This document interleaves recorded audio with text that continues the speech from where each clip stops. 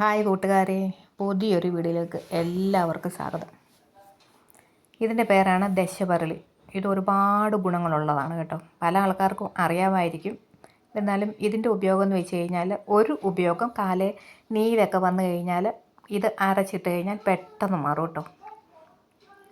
പ്രായമുള്ള ആൾക്കാർക്കൊക്കെ ഇതിനെക്കുറിച്ചൊക്കെ അറിയാം. നമ്മുടെ തൊടിയിലുള്ളതിനകത്ത് എല്ലാം ഒരു സസ്യത്തിനും ഉപയോഗശൂന്യമായിട്ടുള്ള എല്ലാത്തിനും അതിൻ്റേതായ ഉപയോഗമുണ്ട്. നമ്മൾ അറിയുന്നില്ല, അത്രയേ ഉള്ളൂ.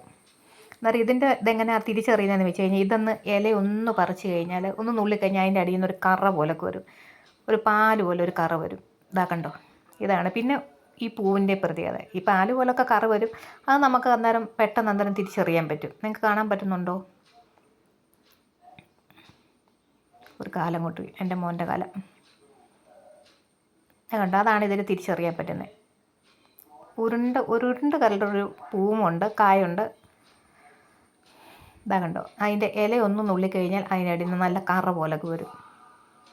പിന്നെ തണ്ടിന് നല്ല ഒരു റെഡ് കളർ പോലൊക്കെ.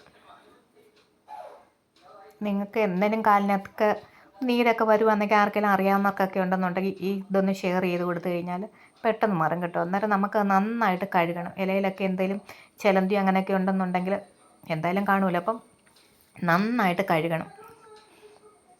ഇതിനകത്ത് എന്നിട്ട് ശകലം കഞ്ഞിവെള്ളം കൂടെ ചേർത്തിട്ട് വേണം അരയ്ക്കേണ്ട. കഞ്ഞിവെള്ളം ഇല്ലയെന്നുണ്ടെങ്കിൽ നമ്മൾ അരി കഴുകിയ വെള്ളമായാലും മതി. മഷി പോലൊക്കെ അരയ്ക്കണം. ഇത്തിരി കഞ്ഞിവെള്ളമോടെ ഞാൻ ഒഴിക്കുന്നുണ്ട് കേട്ടോ. ചില ആൾക്കാരൊക്കെ പറയുന്നേക്കാം മുരിങ്ങയിലയും കല്ലുപ്പും കൂടെ ചേർത്ത് നന്നായിട്ട് അരച്ചിട്ട് കാല് തേച്ച് കഴിഞ്ഞാൽ മാറുമെന്ന് പറയും. ചില ആൾക്കാർക്കൊക്കെ അതൊക്കെ പൊട്ടും, കാലൊക്കെ ചിലവർക്കൊക്കെ പൊട്ടാനൊക്കെ ചാൻസ് ഉണ്ട്. ഇത് നല്ല എഫക്റ്റീവാണ് കേട്ടോ. ഇവിടെ അച്ഛൻ്റെ കാലം നല്ല നീര്.